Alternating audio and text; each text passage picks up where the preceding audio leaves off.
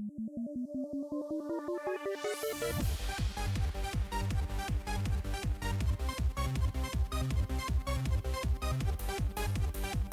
Skilling Podcast, where we talk with content creators, competitive players, and all voices in between who make the Pokemon community incredible. Our guest today is a member of Team Snag'em. He's the first documented player in Pokemon GO to reach Legend rank with only Shadow Pokemon. You gotta respect that damage. It's Jamiefin. How's it going, my friend? Yeah. Woo. Hey. Hi, Josh. Hi, Logan. Thanks for having me. Oh man, it was a blast kind of like reaching out to you. We're getting to know new content. We're getting to know all the voices in between and like the different voices in the Pokemon community. And both me and Josh were honestly not too familiar with Pokemon GO 100%. And one of the things that really struck me, like just you only using Shadow Pokemon was amazing. And so we kind of started to get into your videos and things like that. And one of the things that I noticed right at the beginning that I loved is that you mentioned that you were a Gen 1 kid. You started there. You grew up playing Gen 1 Pokemon. That's kind of where you were familiar with. And I just kind of wanted to know, as we're kind of getting started and things like that, kind of tell us about your Pokemon journey. How, where did you come from? What games did you play? What games did you love? And then how did you get into Pokemon GO and kind of the competitive scene there? Spoiler alert, I'm quite old. So I'm in my mid-30s. I'm currently 34. So when I grew up, when I was in, as we call in England, first school, middle school, yeah, which is everyone was mad about the Pokemon cards. So as a kid, I was always going to school, trading all the Pokemon cards. And then when the original Red and Blue was released on Game Boy, my mum bought me a copy for my birthday. So obviously back then we only had Kanto, so it was just the original 151 Pokemon. So when I was say 12, 13, I think it's been out 20 years, so maybe 13, 14 it first come out. And I just played it religiously every single day. Nice. I love that. That's we're similar. It was just you live, breathe Pokemon, right? It's so great. Oh man, the original game on the Game Boy was just so good. I think even today, if I could find a copy originally, if I could ever go back to my parents and find my Game Boy, I'd love to have another play. Oh yeah. And are we talking Red, Blue, Yellow? Were you Gold, Silver, Crystal? What was your first one? I had the original Red. Red. Ooh. Nice. Is that for Game Boy? Game Boy, not Game Boy Color, or is that Game Boy Color era? I had both, but I think it was. I'm gonna say it was Color. I'm sure it was on Game Boy Color, right? I can't quite remember, but whatever the very original one is, I know I was one of the first kids to get it at school, so I was super cool. I love it, dude. I love it so much. Yeah, I think we had pretty similar, upbringings with it. Logan and I are a little bit older ourselves as well, so it's just the memories of plugging it in for the first time. I remember, I had Blue originally. And then I didn't get Gold, Silver, or Crystal. I've gone back and played them since. And then my next one was Ruby. And I just specifically remember being super young and not knowing how to save the game properly, because you go to save and it's are you sure you want to overwrite your file? And my little 8-year-old mind was oh, it's a bad thing. I don't want to overwrite my file. So I just remember playing going through Little Root Town, Old Dale Town, Petalburg City for just on a loop over and over because I didn't know how to save it right. But it's just one of those innocent little memories about it that makes it so cool. But yeah, no, tell us how you've eventually got to the point where now you're really into Pokemon GO. You're in the competitive scene. How did it progress to this point now? I took a huge break from Pokemon because around the sort of time that Kanto come out, I used to play a lot of rugby. So I was quite good at rugby. And when that kind of got to a stage where I was playing at a really high level, I was training 3-4 times a week, so I didn't really play any gaming at all. I didn't really play much. I had an N64, but kind of with my schoolwork and playing a lot of rugby, I didn't really get any time. Just took a huge break from Pokemon. I'd say it's probably a good 15 years without playing. Hence, I'm still very attached to Gen 1. Because past Gen 1, the only time I've known Pokemon is through Pokemon GO. That's awesome. Yeah, Pokemon GO brought back. I mean, it's interesting how kind of it exploded when it came out and really kind of brought a lot of people back to the fandom. And I think opened up kind of the new way to imagine the world and the universe too. So that's really cool. That's really awesome. Kind of just how it brought you back in, and it kind of ignited a fire under you to get going there. That's cool. For So I sure. want. Like when they first released Go, I think I played from 2018, so I think it was up to like maybe Gen 3 or Gen 4. So when stuff was on the map, I was like, I have no idea what this Pokemon is, but we'll catch it anyway. Looks cool. Looks funny. Looks cool. What is this thing? We'll get one of Yeah, them. that's so funny. Yeah, we'll get a couple of those guys and shove all my candy into his mouth and call it good. So yeah, I want to ask. Obviously, Gen 1 is kind of your bread and butter, and this is aside from Pokemon Go. If you had to pick one Pokemon from the original 151 that hasn't had a new form, a new evolution, or a buff of any sort over the years, is there anyone that stands out to you that you'd love to see get some extra love nowadays? It's kind of a toss up between Hitmonchan or Machamp because one Fantastic of my hobbies choices. is boxing, so I kind of relate to the fighters. Oh, I love that. That's awesome. Oh, I love it so much. And kind of going into that too. So like in that mindset, one of the things that we loved about your videos in general is your announcing style. You really get into like this really fun vibe. It's full of passion, energy. It made me like just smile as I was watching you. And it reminds me a lot of that kind of wrestling, boxing kind of style. So, I mean, you just mentioned you like boxing and things like that. So, is that the main kind of inspiration that influenced like your style of announcing, or is there anything else that just kind of was like, I need to do it this way, or you just kind of felt natural being in that kind of a style? I think kind of we're influenced around like what we like. I think because I watch a lot of sport, like I'm a big football fan, rugby fan, boxing fan. So it's kind of like more. I know like some content's like a bit more slow paced, but like I personally don't really enjoy that content. So I've kind of just make stuff what I enjoy doing. I think if you enjoy making content, then you kind of more inclined to do it. When I Mm-hmm. first started, I kind of went with more the slower pace. I didn't really enjoy it. I didn't really get a feel for it. And then I thought, I'm just going to go with what I enjoy. And if it works, it works. If it don't, it don't. But at least I'm enjoying what I do. Oh, I love and so did respect the damage come from anywhere? Because I was watching some like your faster paced videos, and you kind of just kept going. You got it doesn't respect the damage, and it cracked me up, bro. I was like, this is awesome. Where did that come from? To be honest, some of the stuff I don't really know how it comes, like how it goes together. Like I know, like when I watch like some other content, you can see like some of it's obviously like scripted. I think when like, I receive battle submissions or whatever, I kind of just say it how I see it, and it just kind of pops into my head, and I go with it. Oh, I love it so much. That's so That's great. great. That's great.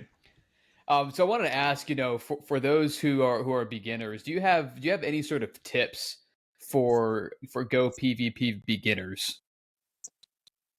I think the key when you first start, like I think around COVID is like kind of when I started playing more seriously. So within like season 5, season 6 of Go Battle League. Um, like as much as people think, like Pokemon Go PvP is just tapping your phone, like there's a lot more skill factors to that. So for me personally, when I first tried to hit Legend, reaching only Shadow Pokemon, I think I started watching a lot of content, especially King, Pogo King or King IV. I'm not sure what he calls himself currently, Mm-hmm. but just the way he explains things is unbelievable. Like he really taught me a lot about like fast move timing, energy management.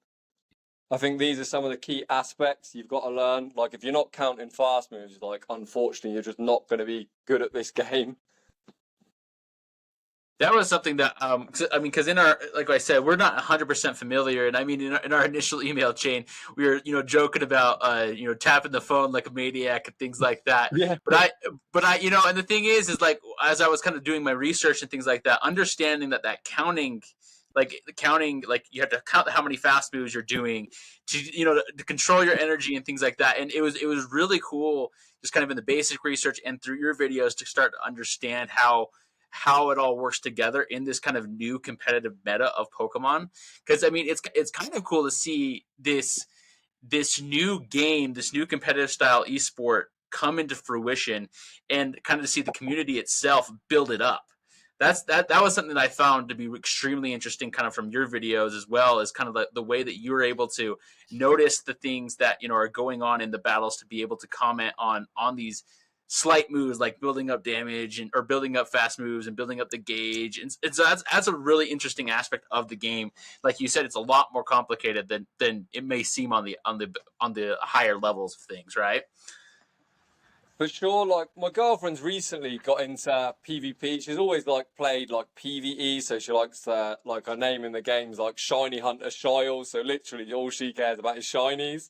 But then like when there's stuff like Go Battle Weekend, you get rewards like quest rewards for completing X amount of battles. So I think the difference between like a beginner in PvP and someone who's obviously able to rank up, they kind of understand that it's turn based. Like she'll tap her phone and she's always like getting caught in fast moves and stuff. She doesn't understand that it's turn based, and I think that's what a lot of people when they first join the game don't understand. Mm-hmm. Yeah, it's like yeah. Once you get your head around all the different fast moves, turn duration, how the game actually formulates, then you can kind of start getting better at it. If that makes sense. Yeah, yeah. It's kind of like those basics. Like, well, it kind of reminds me of like in a way. Kind of, I mean, I'm not like a super sporty guy or anything, but like, you know, from what I've seen and from what I've practiced myself, like in sports, you know, you have to learn like the basics of like in basketball, like dribbling, or in football, for example, or soccer. And then like, or boxing, you have to learn, you know, the right thing, the right basics to be able to start getting into the advanced levels of things. And so that's kind of one of the things that I found extremely interesting kind of from that. And you know, one of the things that I noticed too, as we were kind of doing research and as we were kind of looking you up, kind of get more information for, you know, these questions and things, is that I noticed on your feed on Twitter that you actually had a couple shout outs from friends or people in your community that were saying, hey, thanks so much for, you know, teaching me, coaching me, and getting me to like the legend rank, or they've reached a certain rank and they were kind of shouting you out. So kind of what so the question I have for you is, how does it feel to be kind of part of a dynamic where you've gained skills and success and been able to kind of give back to your community and your friends? And what is the most rewarding aspect of this kind of give back, learn, get better, and then give back kind of dynamic that you have with your friends and your community? I really enjoy like the coaching aspect, to be honest. Like the whole way that I personally was first able to reach legend only using shadows is because I've got I'm one of the admins on a Facebook page called Pokemon GO PvP Fight Club. Mm-hmm. Obviously, you know what Facebook's like. A lot of people like spam, a lot of bot accounts. We have post approval on. So every post that people submit, we have to approve. And all we were seeing was like, oh, if you don't use like the top meta, especially when XL Pokemon were released, like people who had XL Pokemon had a huge advantage over people who didn't. And I kind of got tired of just seeing like the same post every day. So I set myself the challenge to prove that you didn't need to use like the strongest or best Pokemon to rank up. And then like from that, like I feel like some other friends, I don't know if inspired's the right word, but like a lot of other people wanted to do the same things. It was a great, like, it felt great for me personally seeing other people reach their goal. So like when I could help with coaching, like I joined a lot of Discord streams. Like I got my own Discord and we like stream every day. It's great to help some people like they feel like great, you know, and they start to understand some of the game mechanics. They make a nice play. It's just feels rewarding. Like I'm happy to see other people do well. Mm-hmm. That's awesome. That's really cool. And I'm sure with that you have the chance to analyze a lot of different teams. I know you get some team submissions. So do those team submissions come from your community? Yeah, for sure. Like, if I'm honest, I prefer shoutcasting other people's battles to my own. Like, I feel it's a lot more fun. And I feel like it helps them as well. Like, if I sometimes, like, when I commentate, I'll be like, oh, you could have done this, that, the other. Like, we'll normally interact because more or less everyone that sends me battles, I've probably reached out to me on Discord or something, so we can have like a conversation afterwards. That's super cool. Like it's fun for me, and then it's a great like learning aspect for them, and like we can kind of interact. And then often people that I've shoutcast will get like they'll stream live on Discord. We can hang out, and that's so cool. And I want to ask in conjunction with that, are there any teams or Pokemon that you've been impressed with lately, or do you have a team that's been your favorite?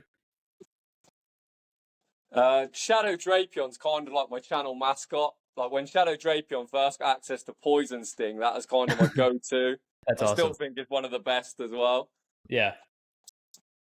That's super cool. But as for teams, I this season I've not actually battled too much this season. I'm kind of taking it easy. I've only done like Mhm. 370 battles. I think some people are probably getting close to 1,000 now.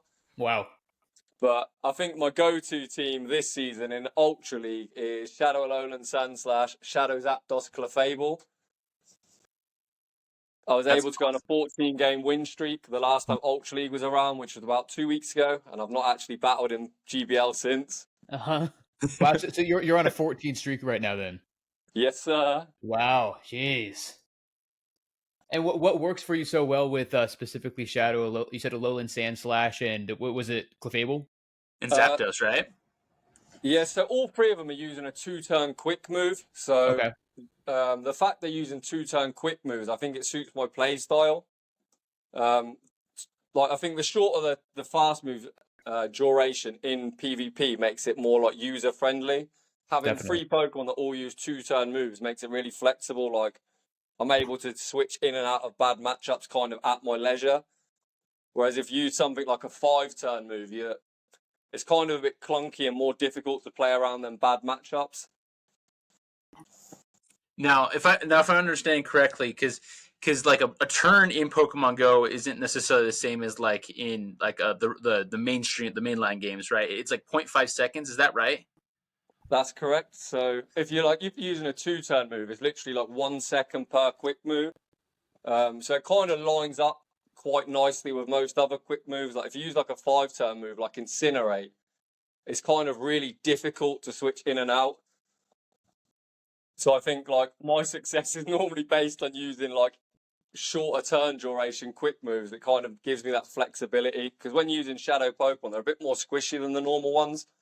They take 20% more damage, but do 20% more damage. So you kind of need that flexibility.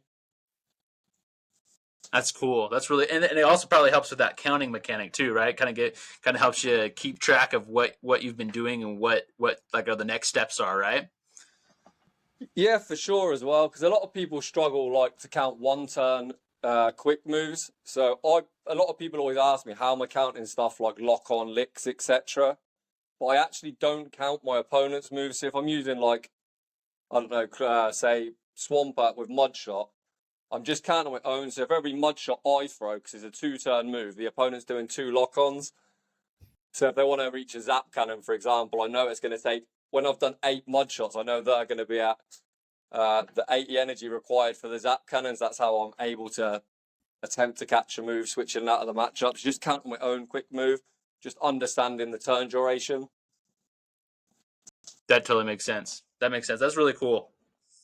Kind of along with this, and we're kind of getting into our next question here. Is so when you started, like you kind of mentioned that you were kind of frustrated with that group where they were just posting the meta Pokemon, like the biggest meta, the strongest Pokemon, right? And so I guess kind of what kind of caused you to start getting into like using just Shadow Pokemon? What started that drive to get to Legend rank with just Shadow Pokemon? And did you use like a single team? Was it this Alolan Sandslash, Zapdos, and Clefable team? And kind of as you began to reach your goal, what were some things that you learned? What were some things that you felt proud of as you were kind of getting there? So a lot of the time, like on a public forum like Facebook, obviously we're trying to keep the group quite positive. So when people are saying like, "Oh, I haven't got this Pokemon, that Pokemon, I'm not going to be able to rank up," I was always of the opinion like it's not about what Pokemon you use; it's more about how you play. I was always like, "Oh, if you maximize energy, etc. If you're throwing your charge moves at the correct timing, like even if you're using less meta Pokemon but playing well, you're going to be able to win."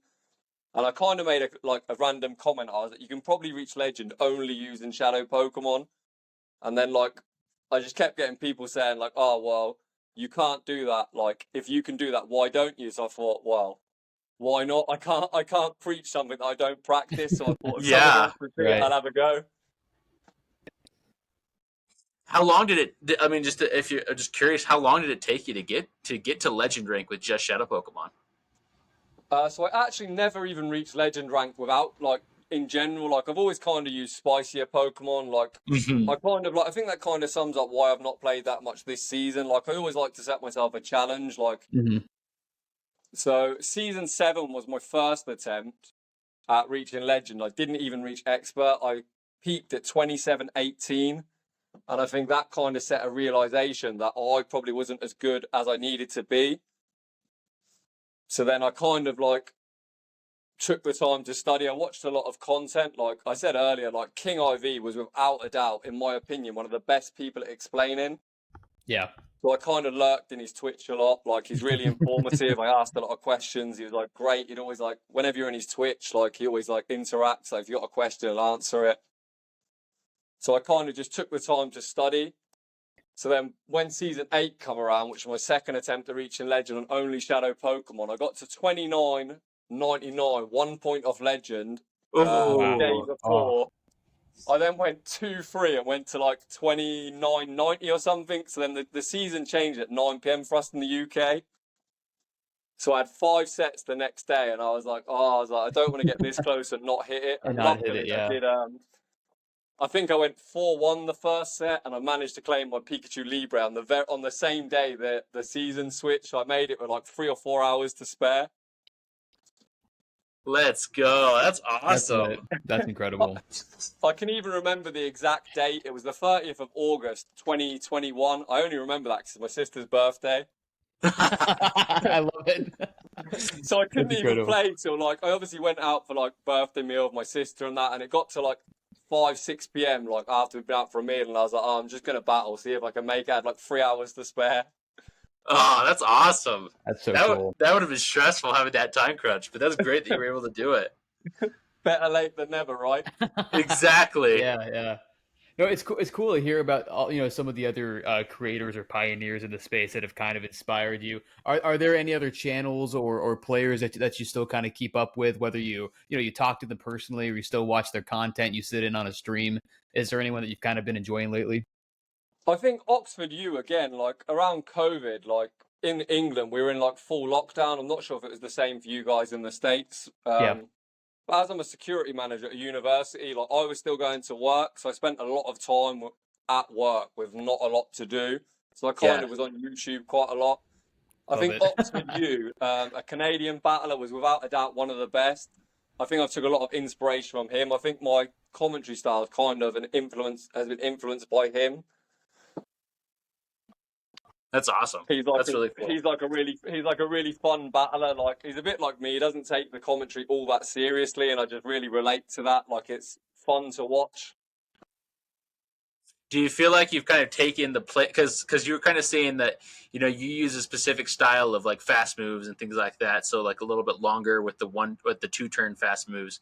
Do you feel like that you are kind of adapting to a similar play as these guys that you've watched and kind of emulated? Or have you kind of been able to take their advice and kind of merge it into your own style and your own skill and kind of make your own style of play? I think I use a lot of the tips that people like King give me, but I think my play style is kind of a bit random. Like I'm part of the Home Slice Homies faction. When they watch me battle, they're all like having a nervous breakdown at my play style. Like I'm very aggressive. Like I'm not someone like a lot of people like. In GBL especially, you can kind of go for rock, paper, scissors, just like force alignment the whole way and win the battle, but that certainly isn't me. Like, I'd much rather take shield advantage or energy and try and sweep with one Pokemon, and it kind of gives a lot of people anxiety watching me. I love it. That's so cool. That's so cool.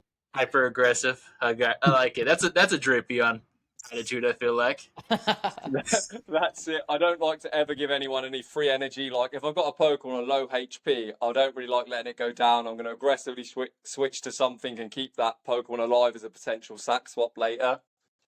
Yeah, that's really cool. That's super cool. I was messing around. There's like a virtual simulator that I was playing with the other day just to kind of try and get it. And I definitely think that like these little things like letting energy get like not letting free energy go out on your opponent and things like that. I was learning like this is way out of my depth. I have no idea what I'm doing. And so it's just kind of cool to hear you kind of say how even like from the get-go how you didn't reach your goal right away, but you kept at it. And you broke through those barriers that you like, and you worked to understand more where you were needing to improve. And I love how you say that you like just made it work and you did it in that time crunch. That's awesome. I think that's super cool. It's kind of, I think it's kind of quite similar. Like the idea of like anything competitive, like because I've always played sport growing up. Like when I first played rugby, because I grew up like my dad's a diehard Arsenal fan, like Arsenal season ticket holder. Like used to Mhm. go to all the games every week. And then eventually, like, a lot of my friends at school played rugby, and when I first played rugby, I was terrible. It's kind of the same as Pokemon Go. Like until I like continued to put time into playing rugby, I wasn't very good. I think that's what a lot of people don't understand. Like they'll pick the game up and be like, "Oh, this is rubbish," or "It's really hard." Like you just need to invest time in something. Like no one's really good at anything without practice. I like that. I think that's Absolutely. really good. All right. Completely. I think we're going to enter into kind of our rapid fire round. This is kind of we're going to throw out some questions for you. You know, just kind of off the dome, kind of top of your head, kind of answers. And so the first one we have for you is Team Instinct, Mystic, or Valor. Valor, without a doubt. I like it. I There you like go. it. What's the most important skill to learn for PvP?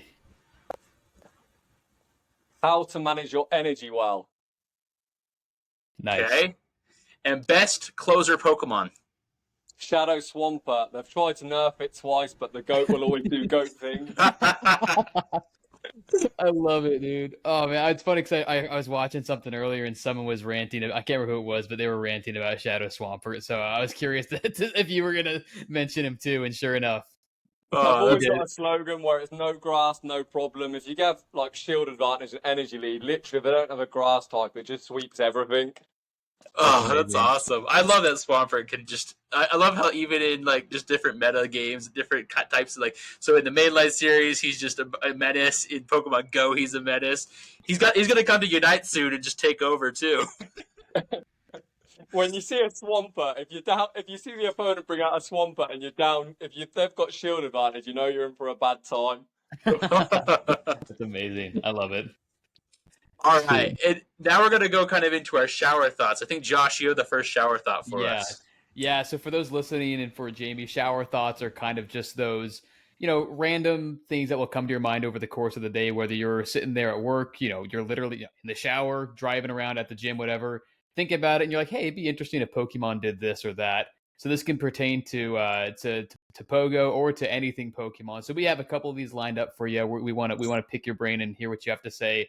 This first one does have to do sort of with Pogo. So of course in Gen 9, the new gimmick for Scarlet and Violet is terrestrializing your Pokemon, whereas in previous gens you could Mega Evolve, you could do Z Crystals, you could Dynamax. How do you think if you could do it, like literally change your type mid-game, mid-battle, how do you think adding terrestrialization would affect the meta of PvP? I think it'd be a really interesting concept. I feel like for Pokemon Go PvP, we've kind of had the game's kind of been stale for around 2 years. We haven't really had any update. Like we had a brief period where there was a 30-second switch timer. Mm-hmm. We had it like I think they had it for like 2 weeks as a trial period, and just that 30-second switch timer just changed everything. Yeah. Because, like I mentioned earlier, people that try and RPS their way to victory were unable to do that because, like, even if you're stuck in a really hard counter matchup, like 30 seconds isn't long enough to feint a Pokemon. So I feel like if you could switch type ins or perhaps get a shorter switch time or something like that, would just bring a whole new like meta and a whole new play style to people that I think the game really needs to survive, like its longevity. Yeah, I was thinking about how, because I mean, depending on the move pool of Pokemon, right? Like for example, like Hitmonchan with Ice Punch or something like that. I was even thinking, kind of in a way, along this sphere, it could like also be another way to bait. Like you could switch to an Ice move or Ice type, and then like if like, people won't know, does he have Ice Punch? Does he not have Ice Punch? Something like that. Like I was just kind of thinking that could be an interesting way to add kind of another way to bait or fake bait as well. I definitely agree. Like you mentioned Hitmonchan, like I like that Pokemon a lot because it's got such a big move pool. So like when I'm playing opponents, they never really know what to shield. They never know what move I'm running. And I feel like the mind game is always a fun aspect of the game. Yeah. The mind games are crazy. That's what's fun about terrestrialization in general is that it just amplifies those mind games like to the nth degree. So that kind of thing, like you said, if they ever decided to implement anything like that to kind of spice up the meta right now, that would be something along those lines would be really fun to see. I kind of think terrestrialization is actually probably one of the most balanced like mechanics like Yeah. in the main side series, and so I think it could be really interesting to see like even in like Unite and Pokemon Go, like to see like if like there could be some mechanics that it could add and that it could bring some really cool like you said, Jamie, just some freshness to the game overall. I really would like to see something because like now we're in like the competitive circuit with like the Pokemon Go World Championships, etc. Like I've had a Mm-hmm. few goes at this. I think it'd be like we kind of know which players are kind of some of the best in the world at what we've got, but it'd be great to see like a bit of a shake up, you know, bring a like ability in or something new just to see how players adapt. Yeah, yeah, that's awesome. Our next shower thought for you is who do you think would win in an arm wrestle? Buzzwole with a single arm or Machamp with two arms? I'm a Gen 1 boy. I think Machamp could win. Buzzwole can have both arms. I think Machamp still takes it with I one. love it. Oh I love yeah, it. You can't beat the OGs. That's I love it. incredible. Machamp is the master and Buzzwole's the student. Dude, they say Machamp walks so Buzzwole could run. So where's Buzzwole without a Machamp, right? That's Indeed. exactly it. Machamp set the path for Buzzwole. What if Buzzwole is actually because like you know how the like they're called the Hyper Beast. What are they called? Ultra Uh, Beast. Ultra Ultra Beast. Beast. That's Yeah. that's what it is. Ultra Beast. Like they're like you know in a wormhole. Like almost like kind of my mind. It's also like another kind of type of paradox like Pokemon. It's like maybe Buzzwole is the evolution line of the Machamp line, just in a weird alternate universe. Like I like that. That's Machamp in the multiverse somewhere. and Machamp is always the champ. He's just influencing all the other guys out there. That's it. He's got Champ in his name for a reason. Indeed, indeed. And I gotta say, as far as Machamp goes, one thing that we will love talking about in our own time is that sometimes the Pokédex entries in the mainline series games can just get so wacky and unhinged, and they have some really crazy lore about some Pokemon. And I had to look it up as far as Machamp goes because you're telling us right now Machamp handles Buzzwole easily, and sure enough, if you go to Shining Pearl's Pokédex entry for Machamp, it says that it can knock a train flying with just a punch. And if you think about how big a train is, that's funny. But it later on says, however, this made me crack up.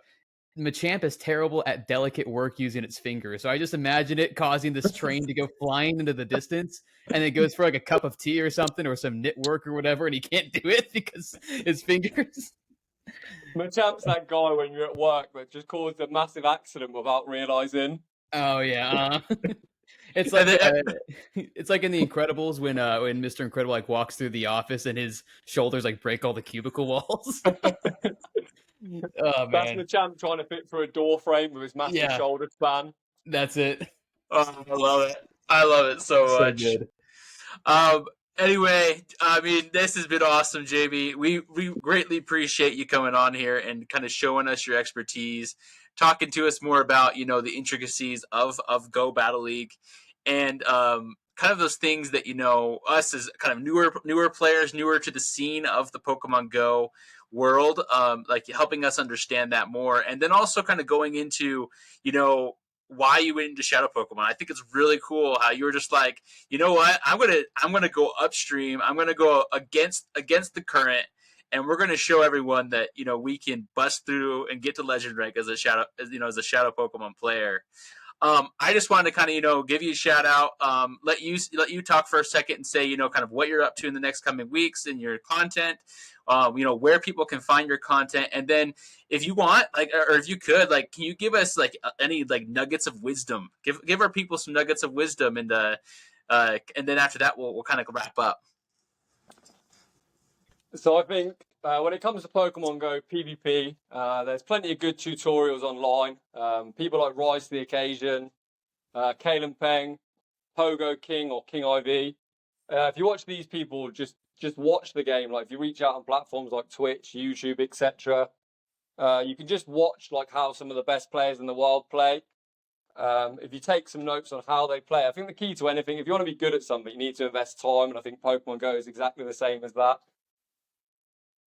There's Oh, obviously other good resources. A lot of people offer coaching, etc. Like I personally don't offer like paid coaching. However, I will offer like if you join my Discord, I'm more than happy to like give some comments throughout. There's obviously plenty of people like the ones I mentioned earlier offer coaching if you want to take it seriously.